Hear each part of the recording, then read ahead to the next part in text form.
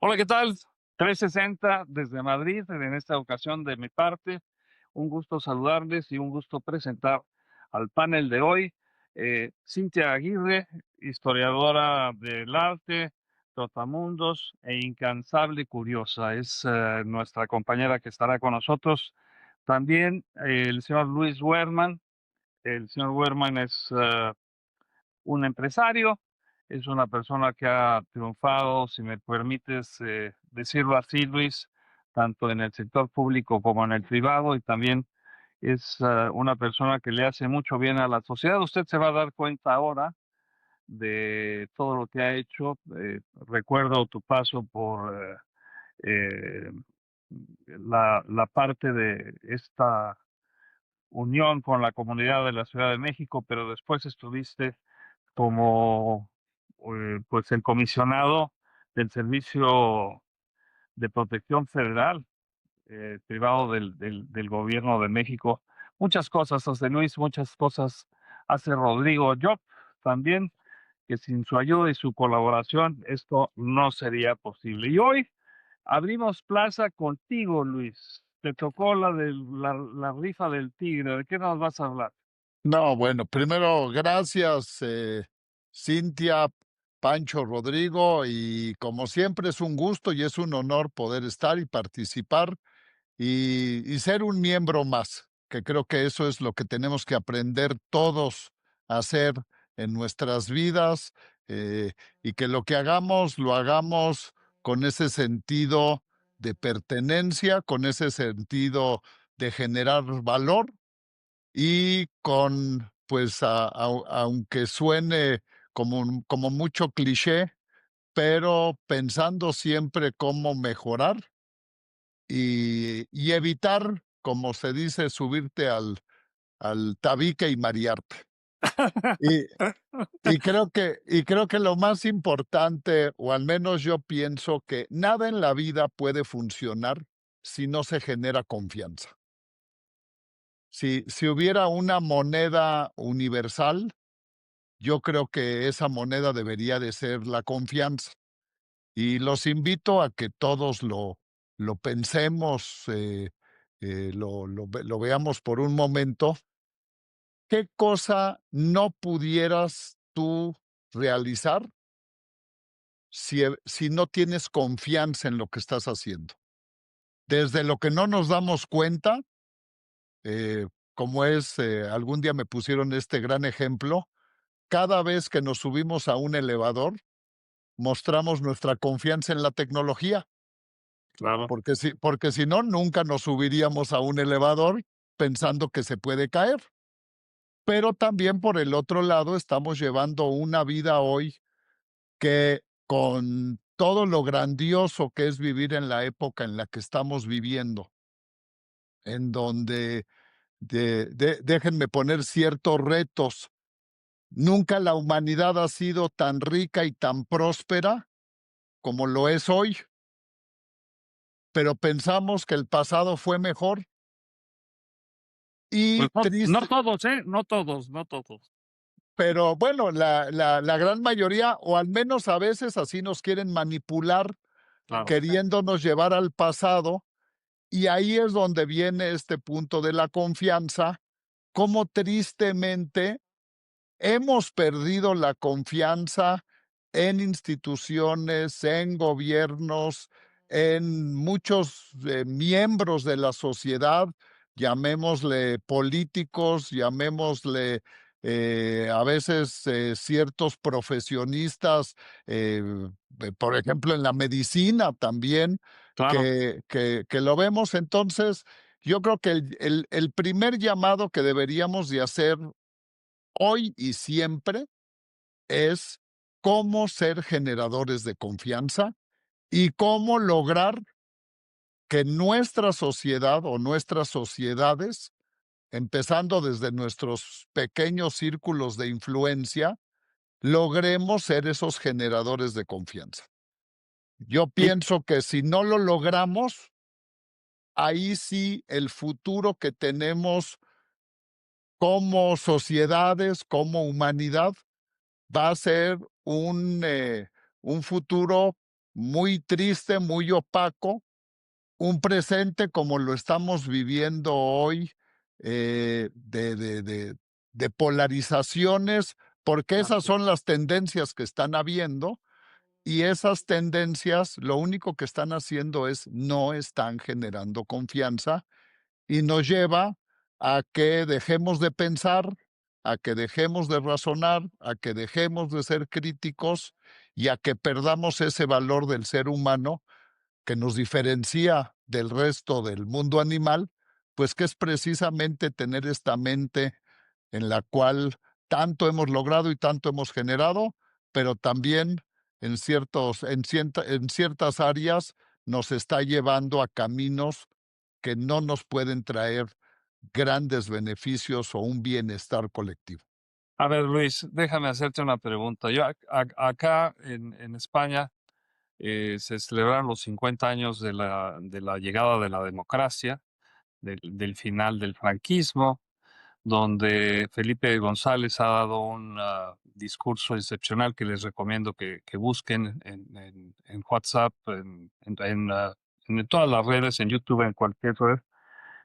Y a lo que voy es, él dice que lo más importante es que no vean que España tiene los problemas que todos los países padecen, sino que el problema es más bien interior, es un diálogo entre españoles, un diálogo entre ciudadanos. Y esto lo replico con el lado de México, donde también puede haber esa situación de división de ideas y de tratar de tener confianza no en ti mismo, no en si el avión se va a caer o no, sino en tu vecino, en tu compañero, en tu compatriota.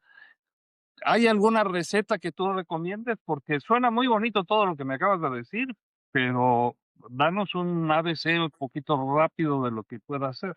Bueno, lo primero es ser congruentes. Lo que dices y lo que haces sea lo más pegado posible, ¿no? Sí, claro.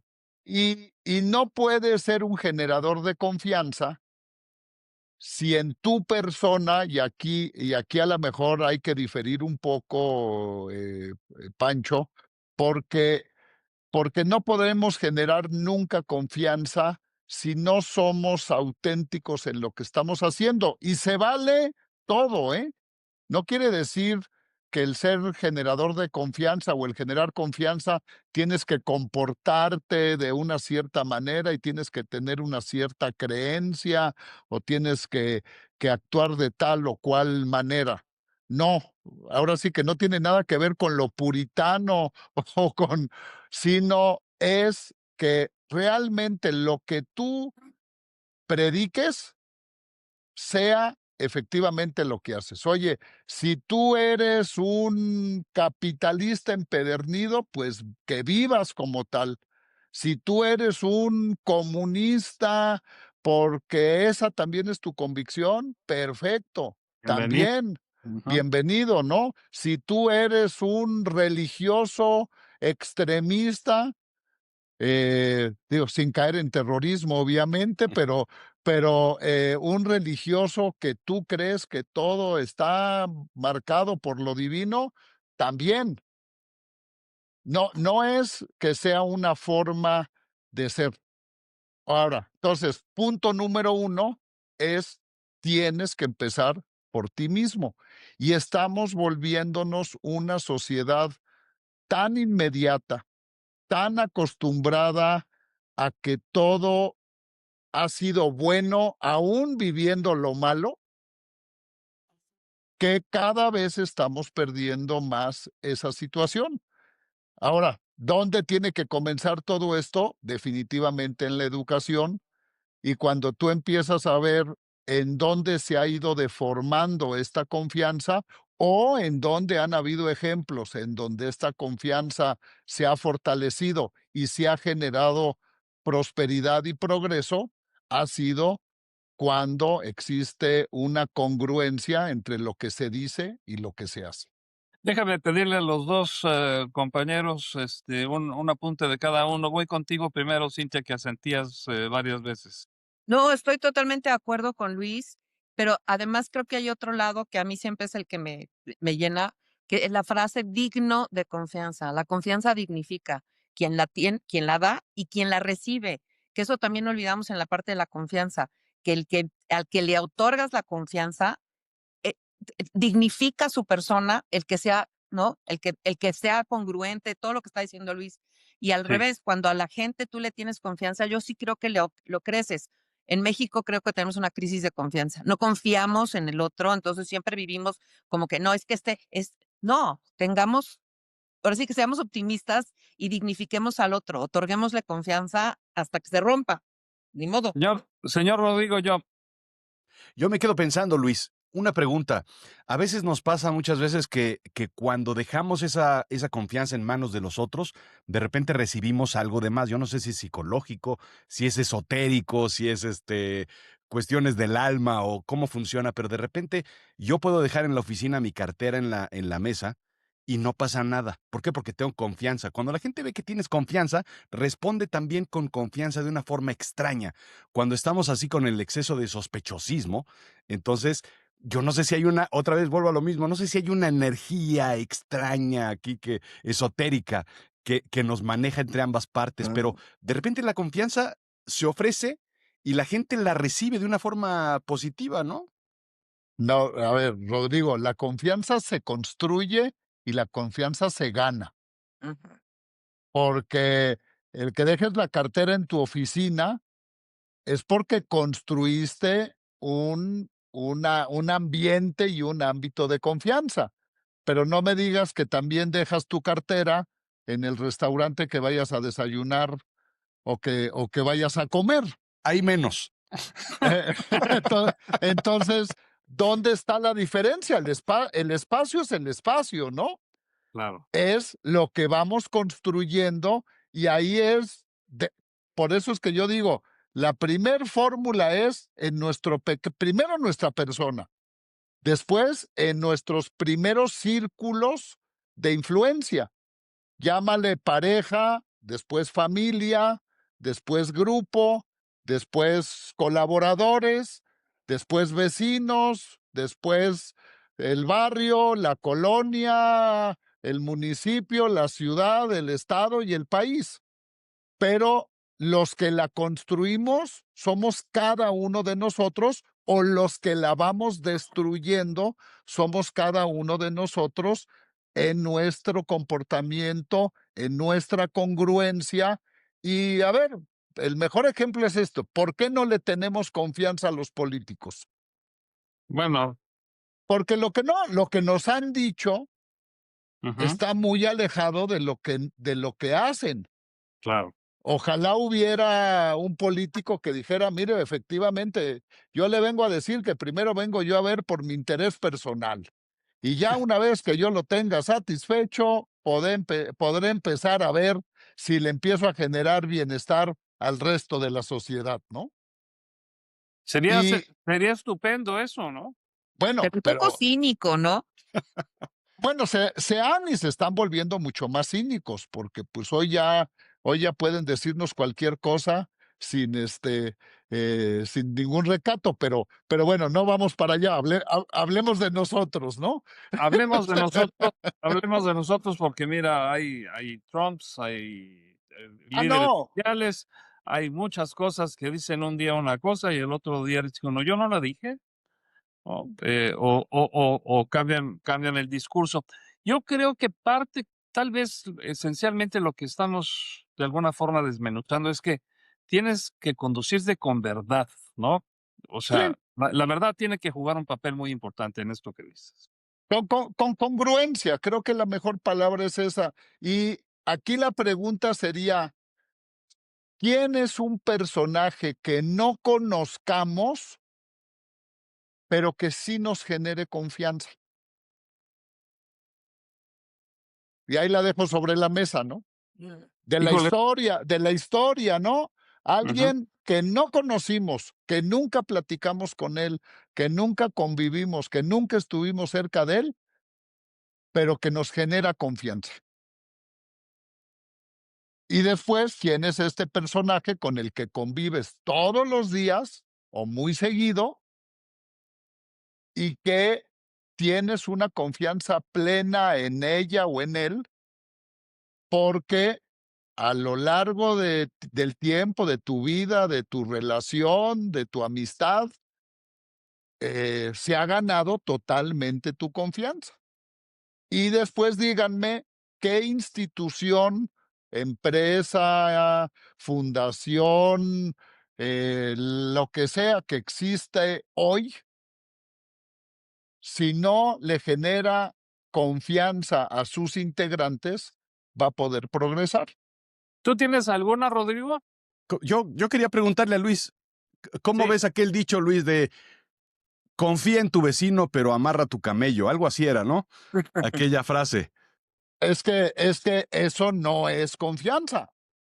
Eso es totalmente, No, oye, esa es la desconfianza disfrazada de confianza. Trust God, but lock your car, ¿no? Ajá. O No, sea, a ver, eso es una confía en parte. Dios Esa es una y justificación. ciérrame otro ojo. No, Justificación pero a de ver, por qué no voy a tenerte confianza, aunque digo que la tengo. yo a lo que voy es, una vez más, efectivamente nos estamos dando cuenta cómo perdemos la confianza en las sociedades en las que estamos viviendo. Sino, aquí no la pregunta, aquí la propuesta es, tenemos que recuperar la confianza. Si no recuperamos la confianza, vamos a ser manipulados, aun que estemos conscientes que estamos siendo manipulados, vamos a seguir haciéndolo. ¿Por qué? Porque alrededor existe tales niveles de desconfianza que lo único que está progresando es de los males el menor. Y eso es lo que tenemos que eliminar. Si logramos eliminar eso, el futuro y el progreso de las sociedades va a ser en verdad muy bueno. Si no lo logramos, vamos a regresar a una forma, aunque suene muy trillado, a una forma de esclavitud de las grandes masas, ¿no? Como era en el pasado, como fue en todos los siglos, pues hasta antes de la Revolución Industrial, que la mayoría de la sociedad era prácticamente esclava de una muy pequeña minoría. Ujú. Cintia, ¿quieres hacer un apunte?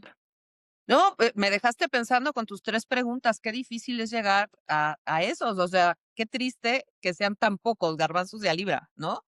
El que es más fácil para mí fue el segundo, ¿no? Gente que está alrededor tuyo, sin duda mi familia. Eso me tranquiliza muchísimo. A ver, No. pero ahora déjame preguntarte, Cintia, ¿quién de tu familia es a quien más confianza le tienes? A mis hijos, ¿Igual? ¿A cada uno igualito? igualito, igualito.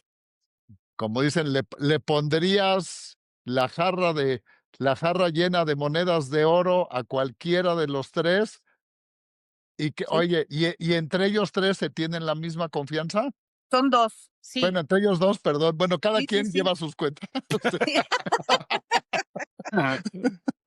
Son 2 y sí, sin duda. Y entre ellos también, saben que es, a tu primer llamada, ¿quién es? Ay, sí. A mí me pusiste a pensar quiénes podrían ser personas en los que confié en su momento. Yo creo que varios maestros, son pocos, pero seguir los lineamientos y tener confianza en los maestros, como tú dices, se la ganan y son dignos de confianza, ¿no? Cuando te dice un maestro, no hagas esto, ten cuidado con esto, tiene cierta autoridad, cierta, pues vuelves a la palabra mágica que estás usando hoy, le tienes confianza a lo que te dice, ¿no? Te A está ver, velando por tu bien, ¿no? pero no estamos confundiendo ahí, Pancho, lo que es un consejero, lo que es un mentor, No, A ver, entonces, a cualquiera de tus profesores en la universidad, no. ¿tú le hubieras dicho abiertamente la cantidad de dinero que tenías? No me hubiera prestado de todos modos. No, ya te entendí el concepto, sí. Aún Digo, así sigo es pensando que son dignos de confianza. no, obviamente, ¿no? Yo, por Ujú. ejemplo, yo les digo, si yo hoy tengo que preguntarme a quién le tendría yo confianza plena, debo de decirles a mi abuelo paterno, Ujú. Ah, que bueno. bueno, pues ahora como dicen que en paz descanse, porque él sí demostró a lo largo de su vida que era una persona confiable, Ujú. hasta el punto que se sacrificó a sí mismo por sus hijos, por ejemplo, ¿no? No, entonces, pero porque lo demostraste, ¿no? Y eso no quiere decir que fue el hombre más espectacular, ni que logró cosas que nadie ha logrado, pero que a lo largo de su vida sí mostró que era una persona confiable, eh, y ahí sí, pues por lo que te demostró, ¿no? Claro. Muy bien. Pues un apunte final sobre el tema, Rodrigo. ¿Qué opinas? Yo pensaba, Luis, que también tiene que ver mucho con la personalidad, ¿no? Porque puedes confiar, por ejemplo, mi madre confía en sus 3 hijos, como dice Cintia, de igual manera, pero confía en mí para llegar temprano, confía en mi hermano para el dinero y confía en mi otro hermano para el consejo. Entonces hay como una rebanadería por ahí, extraña. Una división de poderes, dirían últimamente. Exactamente. Entonces sabes con quién actuar, ¿no? Y es un poco lo que decía Francisco, que es para un maestro confío en él para esto, una persona, y en un político no confío en nada, pero bueno, esa es otra historia. No, también puedes confiar en Hay, ellos. Hay hay ciertas algunos cosas que sí les puedes confiar. hay algunos políticos que se han ganado la admiración y el respeto por esa congruencia de la que tú hablas, y estoy seguro que la confianza, ¿no? Yo, por ejemplo, creo que uno de los que más admiro es Nelson Mandela. Un día le estaban reclamando que por qué era tan cercano a Cuba, a la causa cubana, y había votado, por ejemplo, en contra de los Estados Unidos en la ONU en una cuestión relacionada con Cuba. Y dijo, a ver, lo que usted está tocando es muy importante, pero tiene que entender usted que cuando nosotros queríamos eh, trabajar en deshacer al apartheid, esta separación racial que hacían los gobiernos anteriores, recurrimos primero a los Estados Unidos como el ícono de la libertad y de la democracia que siempre había proyectado, y no nos abrieron las puertas. Y también fuimos a Gran Bretaña, tampoco nos abrieron las puertas. Y Cuba sí nos ayudó. No podemos no ser congruentes, aunque no quiere decir que estemos de acuerdo con todo lo que hagan, ¿no? Son temas, si tú quieres, políticos, pero ese mandatario, ese líder, es digno de ejemplo y habrá sido digno de confianza. Yo creo que si no hubieran confiado en él, el mundo no habría cambiado para bien en ese país. Ahora, Oye, te pero, lo platico. pero pregúntale a sus exesposas y dicen que era bien Exacto. travieso y que no le tenían tanta confianza, ¿eh? Y yo ahí sí no me meto. Ahí yo no meto las manos a la lumbre por nadie. Entonces, por eso hay que ver congruencia y confianza en mucho van de la mano. Seguro. Pues muchas gracias, Luis. Acompáñanos al siguiente tema. Claro. Yo quisiera pedirte, Rodrigo, me encantó el tema que vas a tocar hoy. Yo les voy a platicar hoy, Luis, y escucha esto que es bien interesante, que hay un proceso muy interesante que estamos entrando en Navidad y a veces no nos damos cuenta porque comenzamos así de una forma muy ligerita y de repente se va acrecentando hasta llegar en un golpe casi cercano al 23, 24 de diciembre. Y esto es las emociones polares, que no vienen del Polo Norte ni de Santa Claus, sino de ese proceso emocional polar que existe entre el exceso de alegría, esa euforia, y de repente ese exceso de tristeza, o incluso que se llega a la depresión. Y a esta se le llama la depresión de la Navidad o la depresión blanca, ¿no? El blues navideño. Y esto es algo que nos sucede casi a todos. ¿Por qué sucede? Porque estamos encontrándonos con una serie de estímulos muy fuertes en cuanto a que todo es positivo, todo es hermoso, todos son luces, todos son colores, todos son dulces, todo es compartir, todo es belleza, todo es positivo, pero cuando nos damos cuenta, y sobre todo esto lo incrementa, lo acrecentan las redes sociales, todos lo sabemos perfectamente bien, pero nos damos cuenta de que cuando la vida de los demás o cuando vemos que todo es perfecto y nos damos cuenta de que pues no somos perfectos, aunque queremos autoengañarnos de una u otra forma, de que sí lo somos y nos damos cuenta de que no lo es. Entonces es como esa caída de la montaña rusa cuando se siente el estómago aquí vacío y eso es brutal. Déjame contarte, Francisco, que 6 de cada 10 adultos sufren o sufrimos. ¿Me incluyo o no me incluyo? Yo no sé, todavía no estoy en ese proceso, pero ¿Eres adulto? soy adulto. A ver, Inclúyete. exacto. 6 de cada 10 adultos sufren de ese estrés navideño. Y después 70% decimos que tiene que ver muchas veces con las compras navideñas, con el dinero, con los regalos, con la organización de eventos, Sí. con el tiempo en familia. Y aquí viene un concepto que es muy importante, porque los que ya no están, entonces empezamos a generar memorias de ausencia y esa nostalgia fuerte o compleja. Lo más triste de toda esta historia es que ha subido de un 30% a un 41% entre el 2022 y 2025 Wow. ese tipo de emociones. Tendrá que ver con los nuevos tiempos, con la pandemia, con lo que hemos vivido, con lo que hemos sucedido, pero es algo que de cierta forma todos empezamos a sentir. Y creo que se centra sobre todo en una emoción que es particular, Cintia, que es la nostalgia. Porque la nostalgia es ambas, es una emoción muy particular, distinta a la tristeza y la alegría, porque se encuentra como en medio. Puede ser una nostalgia positiva o puede ser una nostalgia negativa, y ahí está algo que nos está sucediendo, curiosamente. Ya nada más para cerrar el tema, No, no. hay un Eran mito, muchas preguntas que hacerte. hay un mito que investigué y que busqué y que quería yo tocar en particular, y hay un mito que existe, que no se incrementan los suicidios en la Navidad. Incluso es el mes con menos incidencias calculado por la Universidad de Pensilvania.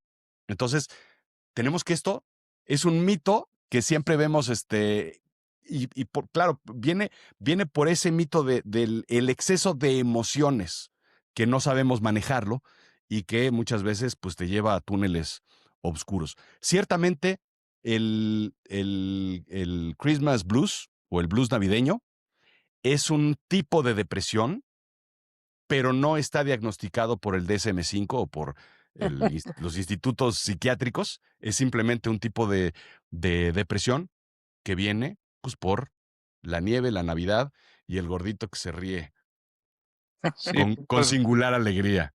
¿Qué tal, puede ser. Puede ser. ¿Tienes una pregunta, Cintia? Te veo muy contenta. No, es que yo creo que bueno, es que es Navidad, no es cierto.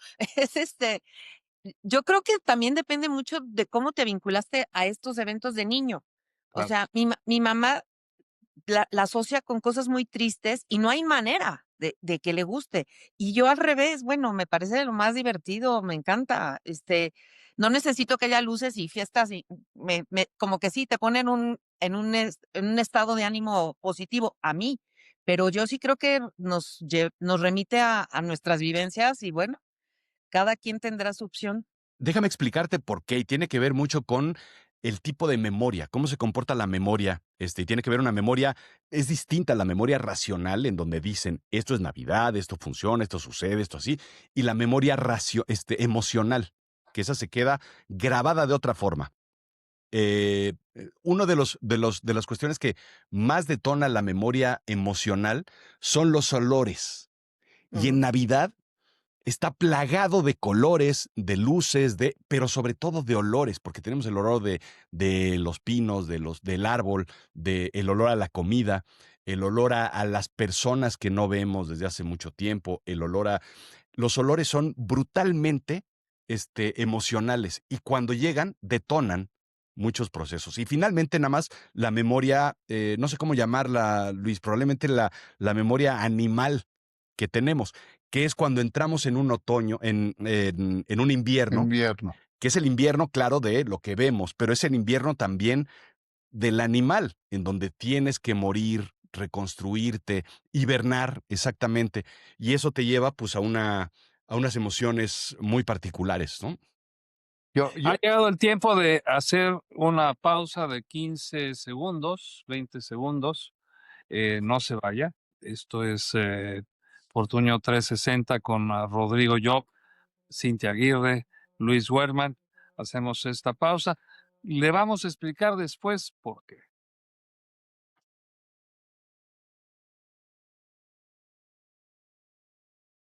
Tenemos que darle vuelta a las tortillas, ¿ok? Bueno, estamos de eh, vuelta otra vez con el equipazo de 360. Todo es una ayuda que nos ha dado Rodrigo Job en el plano de tecnología. Nos ha abierto las puertas para regresar con ustedes. Estamos, Cintia Aguirre, historiadora, Trotamundos, también una incansable curiosidad de descubrir pues hasta lo que usted no se imagina. Ahorita va a tocar un tema muy interesante. Estoy también con Luis Werman, una referencia como servidor público, como empresario, como... eh, yo me acuerdo mucho de ti en el Consejo Ciudadano, toda la labor grandiosa que hiciste en la ciudad, una de las ciudades más grandes del mundo. Me quito el sombrero. Y yo, Francisco Fortuño, si usted no me conoce, pues estuve 20 años en televisión, 20 años en radio, ahora 15 como rector universitario. Y bueno, ahora lavo coches aquí en la Gran Vía, en Madrid. Saludos a todos. Y regresamos con Rodrigo Job, que está hablando de los blues de Navidad. Si usted le interesa el tema, si usted es de los que se pone triste cuando llega Navidad por alguna razón, todos hemos perdido a alguien en el camino, a la abuelita, en fin, alguien no está sentado a la mesa o sentado a la mesa. Pero eso no quiere decir que no sea una de las épocas más bonitas del año, ¿no, Rodrigo? Sí, claro. Sí, sí, sí, porque está construida. Toda la Navidad es una construcción ingenieril brutal, bien pensada de lo que es la Navidad, y pega directamente a las emociones positivas. Todos son colores. O sea, no hay ningún momento en donde no sean colores, donde no sea felicidad, donde no sea alegría, donde no sea... los villancicos son alegres de cierta forma. Todo Las tiene que estar luces, apuntando. Las el luces, los alumbrado. desfiles, Ujú. todo tiene que ver con eso. A pesar de que eso después, claro que se relaciona con emociones que pues no son del todo agradables, y recuerdos, y la detonación de recuerdos, que es lo que decía Cintia, ¿no? Detonación de recuerdos negativos en algún momento. y si tú te fijas, Rodrigo, la época del año, como la conocemos hoy como Navidad, pero bueno, anteriormente siempre se ha festejado esta época del año, esta temporada del año, que hoy le damos a veces algunos ciertas connotaciones religiosas, pero realmente es la época, como bien dices tú, en la naturaleza, en el comportamiento, que te lleva y como anillo al dedo. Hace rato decían que Albert Einstein decía que no sabía por qué sus mejores ideas las tenía cuando se rasuraba. Oye, a uno le sucede cuando se está bañando, ¿no? Y me entró ese sentimiento te diría yo, pues no angustia, pero un poquito de inquietud, que dices: "Chin, ¿y los regalos de fin de año qué voy a hacer?". Claro. Porque, ¿cómo le voy a hacer para que precisamente, como dijiste, para que me alcance para comprarle a todos los que yo digo que le tengo que dar? Claro. Y ahí viene lo que también acabas de decir, Rodrigo, cómo es una construcción de nuestros comportamientos. ¿Por qué? Pues porque, pues, es la época en donde gastamos más, se supone que recibimos más, pero al final ahí viene, y cierro yo con esto, lo que dijiste del suicidio es muy cierto, pero hay una parte bien importante. ¿Por qué no hay tantos suicidios, decirlo de esa manera? Por la convivencia, porque la mayoría de la gente no está sola. Ya después, cuando nos vamos a analizar los siguientes meses, ahí es a donde puede suceder, pero la mejor manera de prevenir un suicidio es cuando tú estás con la gente y cuando la gente te está viendo, te está escuchando, y esa es una manera que sirve esa contención y que, bueno, también esa parte buena y bonita de esta época del año, ¿no? Sí, es una de las mejores épocas. Hay alguien me decía, una persona que critica todo, ¿no? Decía, yo no entiendo a los que celebran la Navidad. O sea, se ponen tristes y melancólicos en Navidad y cuando es en el tema religioso, Semana Santa, todo el mundo se va de vacaciones, todo el mundo está feliz en la playa dorándose la panza, ¿no? Entonces, grandes contradicciones en lo que se refiere al tema, al significado de la Navidad y bueno, las diferencias que hay también en lo que se refiere a, a la parte económica, que al principio no era la idea, pero ha ido creciendo y creciendo y ahora es prácticamente una situación que no es nueva, porque miren, los romanos en la época en que llegaba el fin de las cosechas, entraba el frío, hacían una fiesta que duró primero 3 días, después 5 y después 7, dependiendo del César que estaba en turno, ¿no? Y les decían las Saturninas, creo que eran, ¿no, Cintia? Y Saturnalia. entonces, ¿perdón? Saturnalia. Saturnalias, fíjate. ¿Ves? Yo con Cintia estoy protegido de por vida. Y en las Saturnalias regalaban cosas, ¿no? A veces a los niños, figuras de barro, etcétera, pero, entre adultos también se regalaba. Y esos regalos se llamaban trempas o trentas. El caso es que de ahí viene la palabra estrenar. Derivó en la palabra de que estrenabas, es cuando había ese intercambio de regalos. Eh, Doy paso, hablando de cuestiones religiosas, pues a lo que viene el 12 de diciembre, mi querida Cintia. Pero empieza hoy, mi querido Francisco. ¿Empieza hoy? Empieza hoy. Sí, yo les voy a hablar no de la aparición de la Virgen de Guadalupe, sino digamos que la política que se desarrolló en torno a ella, pero justo son 4 días. Sí, festejamos el 12 porque es cuando se hace el milagro de imprimación de la imagen en el ayate, pero empezó el día 9. La primera Ah, aparición es justamente hoy se cumplen 494 años de esa primera aparición de la Virgen de ujú, Guadalupe a Juan Diego Cuautla. Ahí les va, porque ahora sí que repitan después de mí, Cuautlatoatzin, que quiere decir el águila que habla. Y bueno, él tenía 57 años, estaba converso ya. Y imagínate que se te aparece una virgen y te da una instrucción de ve y habla en mi nombre. Ahora sí que a falta de confianza, hablando de confianza, con una enorme falta de confianza en sí mismo, le dice ve y habla y di que quiero que aquí se haga una iglesia, una pequeña capilla.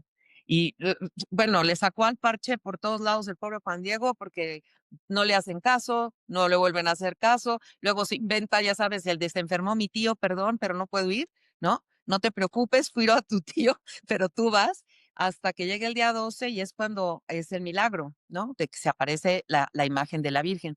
Pero lo que les quería yo platicar es cómo en torno a esta imagen ha sucedido tantísimo porque ha sido, se cruza con la parte identitaria, política, todo, desde el inicio. O sea, hay un debate, por ejemplo, del nombre, de que por qué el nombre de Guadalupe, si es español, tampoco es español, es un nombre árabe, ¿no? De hecho, en el mundo también es un nombre náhuatl, porque ahí le llamaban Cuatlatzupe, ¿no? Es el término náhuatl para referirse a una figura femenina, coa, que es serpiente, el tla, bueno, el tla, que es un artículo, la, y es sopeu, que quiere decir la que aplasta. Entonces, en el sonido sonaba muy parecido a Guadalupe, que tampoco existe la palabra Guadalupe. En el mundo árabe se decía esa zona Guad al-Lub, que quiere decir río de cantos negros o río del amor. Y entonces el nombre se crea al final del día a partir del sonido, ¿no? De la fonía. Y el nombre Guadalupe viaja de España acá, y de hecho es el primer nombre con el que aparece América en el mundo es cuando Cristóbal Colón llega a una isla que se llamaba en su momento Caruquera y le pone el nombre de Isla Guadalupe. O sea, el nombre de América está ligado desde el día 1 a Guadalupe. Y a partir de No, ahí, y bueno, le da digamos, las gracias a la Virgen de Guadalupe, que es la exacto, patrona de la extremeña, natura. Ujú, exacto, que es una virgen extremeña, que ujú, además es una virgen de madera, de ébano. Entonces, sí, muy oscura. llega a un lugar donde la gente tiene una piel más oscura y remite a una virgen que tiene la piel oscura en una zona que estaba pues relacionada con el mundo árabe. O sea, sí es una mezcla de cosas impresionante y es un tema que creo que no lo revisamos porque estos 12 millones de personas que vienen a ver a la Virgen son sumamente importantes para la devoción, pero ¿cómo llegamos a eso? Y a mí eso es lo que se me hace increíble, porque hay mucha política detrás de esto. Por ejemplo, cuando empieza la devoción, cuando se hace, digo, Juan Diego se coloca al pie del Cerro de Guadalupe, ahí vive, lo entrevista gente, él es el primero que predica y eventualmente Antolo Valeriano escribirá Nican Mopowa en más o menos el 1530, desde varios 15 años después de 1531. Él tenía 15 años cuando pasa esto, entonces se dedica a investigar y es básicamente el que nos narra el milagro, ¿no? Por ejemplo, en 1574 hubo un intento de unificar, ahora sí que la matriz y la sucursal, ¿no? Juan Diego de Santa María viene de España, es un monje jerónimo y dice, bueno, pero o sea, ya están recuperando una cantidad de dinero bárbaro y acá no llega nada. Entonces se viene a la Nueva España a solicitar que se compartan, por favor, los dineros y por supuesto se regresa por nada, porque le dicen, no, no, no, es que acá no tiene nada que ver con la Virgen de Extremadura, se llaman igual, pero son totalmente, y es la primera vez que se reclama a la Virgen de Guadalupe como una figura netamente americana surgida en este continente, ¿no? Por ejemplo, en 1556 el entonces arzobispo de México, que era Alonso de Montúfar, él sí está a favor del milagro en el Tepeyac, está en la ermita, que era micro, imagínense, y está hablando de todas las bondades de la Virgen. Y 2 semanas más tarde, el que es Francisco de Bustamante, que es el responsable de la Orden Franciscana en México, en el convento de San Francisco, aprovecha un evento, pues diciembre, ¿no? 2 semanas, es Navidad, en la cual está todo el mundo, ¿no? Está el virrey, la gente de más poder en México, y dice que esto es una invención, que cómo es posible, que si le estamos enseñando a los indígenas que no tengan adoración a los ídolos, cómo es que le estamos dando un ídolo para que lo haga, ¿no? Se arma o sea, la propia iglesia está en contra de sí misma hasta que Montúfar, que es pues el que toma la voz, dice, hace una denuncia y dice que no solo Bustamante habló en contra de él, sino que en la Real Audiencia ni siquiera presentó pruebas, lleva gente, habla de los milagros. Es el primer caso, por así decirlo, en lo cual la parte religiosa se une a la parte política y gana Montúfar, y obviamente a partir de ahí es donde empieza pues más el recorrido. Ya estaba editado este libro, ¿no? El Nican Mopoa, en el cual pues se habla de la presencia de Tonantzin a la vez que de la Virgen de Guadalupe. Se fusionan estas dos y se convierte en una devoción mariana con una enorme fuerza, ¿no? La verdad es que ese momento yo creo que no lo tenemos tan registrado, porque ese momento genera tanta investigación en torno a él. Por ejemplo, a la hora que está diciendo Bustamante, dice que no, que la Virgen, lo que comentabas antes, ¿no? Que la Virgen fue pintada por un pintor llamado Marcos, que no, que es una obra humana. Entonces, es muy difícil, pues, analizarlo desde ahí, y ahí es donde mi lado historia del arte entra, porque, bueno, si fuera realmente así, pues un tal Marcos, tendríamos muchas obras de ese gran Marcos, ¿no? Y dos, Marcos, pues era un tlacuilo y pintaba como se pintaba en la estética prehispánica. Entonces, hay tantas cosas ahí alrededor que no hay forma de explicarlo. O sea, una persona que pintaba códices, no pintaba con profundidad, con luz, con sombra, con perspectiva, y todo eso lo tiene la imagen de la Virgen. Entonces, es un manejo anatómico que no es posible que exista a menos que tengas un enorme conocimiento de pintura que no tenían, no lo había aquí. Y si nos vamos a analizar la imagen, pues sería impresionante porque ha sobrevivido tantísimos años, lo que decías, ha sobrevivido hasta atentados, ¿no? En 1921, que siempre dicen que es la guerra cristera, no es de la guerra cristera, es antes de la guerra cristera. Una persona llega y pone, la Virgen no tenía protección, pone una bomba en el altar de la Virgen en la anterior basílica, En la original, ¿no? En la en la primera, original, y la se dobla pequeñita. el Cristo, Ujú. suceden y la imagen queda perfecta. A partir de ese momento, la imagen se retira de la iglesia y de la basílica y vive un poco itinerante alrededor de varias casas de personas que sí estaban muy de acuerdo con la fe, dignas de confianza, y ahí habita la imagen durante muchos años hasta que termina la guerra cristera y entonces ya se puede regresar, ¿no? ¿Qué es lo que lo hace tan fantástico, tan increíble, tan difícil de describir? Por ejemplo, que está imprimada en una textura que es 100% mexicana, un ayate, que está hecho de una fibra vegetal que se llama isotl, que es una palma agavácea que solo se daba aquí, y entonces se hace este tejido rudo, burdo, difícil de imprimar, difícil de todo. O sea, incluso este tejido, si fuese así, algo muy parecido hace, por ejemplo, Siqueiros. Trabaja yute, trabaja fibras muy gruesas y no saben lo difícil que es mantenerla, restaurarla, evitar que se destruya, que se deshilache, porque no está hecho para hacer un lienzo para pintura, ¿no? Entonces, hemos tenido tantas historias alrededor de la imagen de la Virgen que vivió 116 años sin protección alguna.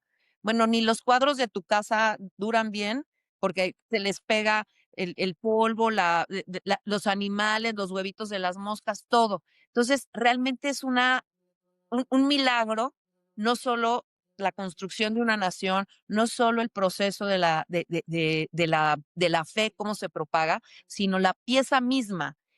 Explicarla es prácticamente imposible. Para mí, una parte que me llama más la atención es que dentro de toda esa imagen, el pie que alcanzamos a ver no tiene nada de cobertura. En ese piecito se puede ver 100% el ayate, se puede ver exactamente el material.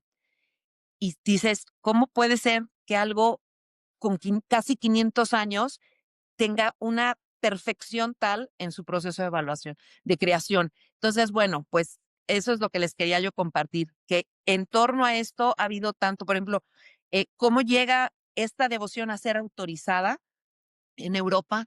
Cuando cambia la casa reinante en Europa de los Habsburgo a los Borbón, el primer rey Borbón tiene una salud súper débil, está primero unos cuantos años y deja el trono a su hijo y su hijo muere un año después. Entonces él tiene que regresar al trono pese a su pésima salud. Entonces él encomienda a la Virgen de Guadalupe y se vuelve una devoción enorme para él, Ujú. porque precisamente por su salud tiene que dejar Madrid, se va a Sevilla y ahí es donde se vuelve absolutamente devoto a la Virgen de Guadalupe y él es el que ayuda mucho a que en América se respete, se entronice esta imagen de la Virgen y sea una imagen con muchísima fuerza, vigencia y bueno, gente de todo el mundo, desde Filipinas hasta la Patagonia. Ahora el 12 de diciembre viene, visita, reza, pide y recibe. Entonces, bueno, yo creo que ese es el gran. ¿Crees tú, Cintia, que esos 12 millones, me hablabas, 9, 12 millones de peregrinos podrían superar, pues no sé, podrían ser superados por otra manifestación católica, por ejemplo, en alguna otra parte del mundo? Ni en el Vaticano se dan esos Sí, casos, ¿no? a nivel número de visitantes, solo el Vaticano tiene más visitantes. El segundo, por mucho, es la Ajá. Basílica de Guadalupe en México, millones, o sea, por mucho. Los siguientes están a menos de la mitad de visitantes. Creo que la que sigue Chalma. No, Sí, en serio. no, es en Polonia, creo, de la siguiente. O es la Virgen de Lourdes. Sí está en Europa, o sea, pero sí Sí, es la son verdad. una cantidad de visitantes, son ríos de gente, ríos. Yo una vez salí de viaje el 11 en la noche, todo el trayecto al aeropuerto, todo Río, ¿no? El circuito interior, que son kilómetros, creo que son como 11 kilómetros del aeropuerto a la basílica, todo estaba repleto de gente caminando con una enorme devoción que de verdad te conmueve, te sorprende y reivindica tantas cosas y tantas dudas que de verdad es impresionante. Yo te quiero pedir un favor. Aquí hay una exposición que se llama Tan cerca y tan lejos, de la Guadalupana. Ha tenido un gran éxito en el Museo del Prado, pero no está bien explicado porque en España, como podría ser en cualquier parte del mundo, y ya estoy viendo a Luis que se tiene que ir, ya veo que son las No. 8. No hay problema, nos avisas. Bueno, Sí, no, no, yo. señal. Muchas gracias, Luis. Al Luis Buena contrario. te despide, ya había avisado, ya había avisado. Un abrazo, bienvenido de nueva cuenta. Y aquí estamos y gracias por la educación, Cintia, porque sí hace falta. Muchas gracias, Luis. Bye bye. Hasta luego. Aquí te comentaba yo, Cintia, que hay esa Sales. exposición y no entienden lo que es el ayute. El ayate. El ayate, perdón, el ayate, sí. El ayate es una planta, ya me lo habías explicado, habías explicado, pero usualmente se descompone, ¿no? No. Mira, el ayate, el uso del ayate o la tilma, que es el otro nombre que se La le da, firma, sí. para que imaginen, es como un babero gigante. Se usaba para recolectar frutos, ¿no? ¿Por qué? Porque lo traes puesto, se te aparece un árbol, lo doblas, lo recoges, lo conviertes como en una cazuela, por así decirlo, ¿no? Como Sí, cuando, digo, todos lo hemos hecho. Tomas tu suéter, le haces una oquedad, le haces un vacío y vas guardando ahí si no tienes espacio para guardar. Eso es una tilma. O sea, lo tienen como amarrado en el cuello, lo traen, sí, te lo puedes poner hacia atrás, un poco como capa, como un niño que toma un mantel y se pone una capa, más o menos podríamos decirlo, pero a la hora que lo colocas enfrente, puedes guardar en él como si fuese un cesto y puedes sí, transportar lo que tengas que llevar. Por eso cuando le dicen, toma estas flores y llévalas, las coloca en la tilma, porque además son rosas que tienen espinas, ¿no? Entonces las claro. corta, las coloca, las carga y cuando llega, las suelta, ¿no? Justamente, mira, para las paradojas, ¿no? Bustamante, que era del convento de San Francisco, en el convento de San Francisco, en la Ciudad de México, en el altar de la primera capilla, porque entras por la capilla, ahí es donde se despliega por primera vez el ayate. Ahí, en ese altar, ahí es donde Fray Juan de Zumárraga pide, se le abre y se O sea, tan aparece cerquita del centro histórico, pues. cerquitita del centro histórico, a unos cuantos pasos. Ahora, imagina, bueno, ese espacio no estaba colocado ahí en ese momento, ¿no? Estaba más cerca de Tepeyac, porque del Tepeyac al centro, en Sí. aquel momento, pues no solo había distancia, también había agua, ¿no? Pero esa es la importancia de ese ayate que preguntas, que puedes traerlo arropado, cargando y en Ujú. contacto contigo. Ahora los bebés, Pero mi pregunta también va en referencia, y no sé si Rodrigo tenga alguna pregunta en este sentido. ¿Cuánto dura un yate? Porque yo sé que la madera de los barcos vikingos pues, desaparece, o está en muy mal estado cuando lo encuentran, o muy delicado. No, duran usualmente 500 años los yates. para nada. Cualquier material orgánico tiende a descomponerse, por mucho que dure, ¿no? Tiende a descomponerse. Tú decías ahorita, los barcos vikingos, la tela nunca la van a encontrar, ¿estás de No, acuerdo? O sea, de acuerdo. podrán encontrar algo de madera, pero la tela desaparece, precisamente porque es orgánico, porque está hecho con algún material. Imagínate qué podría haber tenido un Juan Diego, un indígena, ¿no? Que vivía del campo, no podía tener acceso a lo mejor a alguna tela, ¿no? Hecha. Eran cuestiones que se hacían a mano, que era producción local. O sea, estamos hablando de algo de bajísima calidad. Es utilitario 100%, y aún así persiste. El ayate, ¿cómo pudo sobrevivir? Ahí te la dejo de tarea. Pues no sé, ¿no? Justo les Eso es comentaba, lo inexplicable para... inexplicable. hay Sí, gente que no es creyente y que dice, bueno, y además no de mala fe, ¿eh?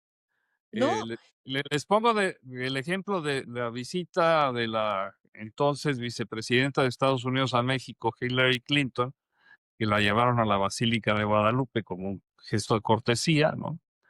Acuérdense que, bueno, en estos viajes los vicepresidentes no son los más importantes en el organigrama, entonces la llevaron a pasear a la Basílica, la subieron a esa cabina que hay, a ese pequeño cuarto donde la imagen gira y la puede ver prácticamente a la distancia que yo estoy de mi pantalla y, y le muestran la imagen y dice, oiga, qué bonita está. Sí, pues fíjese que tiene casi 500 años. Dice, ¿y quién la pintó? Entonces le dijeron, no, no, pues es una cuestión divina. O sea, ¿quién la pintó? Y todos las autoridades eclesiásticas que estaban ahí se quedaron así como perplejos, ¿no? Pues esta señora no se lo sabe, ¿no? Y cuando ella dijo, pues muy bien, si fue por cuestión divina, digo, nadie le creyó al otro, pues. A lo que voy es, 500 años difícilmente se explica, ¿no? Casi 500 años de existencia. sí. Yo no soy creyente. Seas o no seas guadalupano, seas o no seas creyente, sí, sí, Rodrigo. Más allá de eso, también, o sea, deja las fibras, los pigmentos. Puedes tener un libro, en este librero yo Claro. tengo libros que en 4 o 5 años han perdido todo el color Claro. por la luz que pasa a través de 2 ventanas. O sea, los pigmentos todavía se descomponen mucho más rápido. Es cierto. Es exacto. No, y además, o sea, de verdad, yo no soy creyente, pero la imagen de la Virgen de Guadalupe, para mí, por lo menos, es absolutamente inexplicable, inexplicable. O sea, hasta ahí te lo puedo dejar. ¿Por qué? Porque justo como historiador del arte, el material, los pigmentos, la falta de restauración, la falta de protección, dónde estuvo, ¿no? O sea, el clima, es el maltrato ¿Cuántas natural. manos no la habrán tocado, no? Tal vez no muchas, porque sí se aisló desde muy al inicio y estaba a distancia, pero aún así, o sea, no se permitía que se viera de cerca, una serie de protecciones que sí hubo. Pero incluso eso, cuando haces la revisión de otros materiales que tienen a lo mejor la misma, el mismo tiempo de realizados, no hay proporción, no hay posibilidad de que puedas entender el estado de conservación natural de esto contra muchas otras cosas. Oye, pues hasta los de gas los están arreglando ahora, ¿no? Todo, todo. O sea, los grandes pintores casi 500 años o menos, les tiene que dar su manita de gato a lo que tú dices, Rodrigo. Ujú, sí, A sí, la sí. al color, sí, Al Y en color. condiciones perfectas de un museo de primer mundo, ¿no? claro. Bueno, sí saben que al Louvre le volvió a llover en su milpita, ¿no? No ¿Qué sabían. pasó? Pues se les inundó una sala y creo que va- como 400 obras están afectadas. Creo que es de la zona de egipcia, curiosamente, que el otro día hablábamos. Pero bueno, se nos está acabando el tiempo, Rodrigo, casi 60 minutos. ¿Qué aportamos? Tú tienes un libro por ahí que no viene ni al caso. Bueno, para los que les van a pedir a la guadalupana que les encuentre una oportunidad más, es también una oportunidad de que vean el libro de Rodrigo. Yo, Bueno, voy a contar una historia rápida. Un sí, 11, cuenta. un 11 de Ujú, diciembre, un 11 de diciembre, me ujú, fui de Museo de Antropología hasta la Basílica caminando para sí. pedirle trabajo a la Virgencita y me lo concedió. Es de verdad, si no lo han hecho nunca, no vayan el 12, por favor. Yo fui el 11 y fue una locura. Vayan por ahí del 9, del 8, del 7 de diciembre, es una locura, pero verdaderamente es un sitio y es un movimiento mágico. Entonces vayan a pedirle felicidades, te han despedido, es mi libro, y vayan a pedirle chamba a la Virgencita, se los va a conceder, háganme caso. Y compren este libro, porque si no, pues tampoco se los concede así de a gratis. En Amazon lo encuentra usted. Felicidades que te han despedido de Rodrigo Job. Si nada más nos está escuchando es con doble L. Y de Rodrigo Job, usted lo encuentra. Cintia Aguirre, muchas gracias. Mucho gusto en verlos nuevamente. Felicidades. Si no los veo, Rodrigo Job, muchas Gracias, gracias. felicidades. Bueno, hasta pronto a todos. Hasta pronto.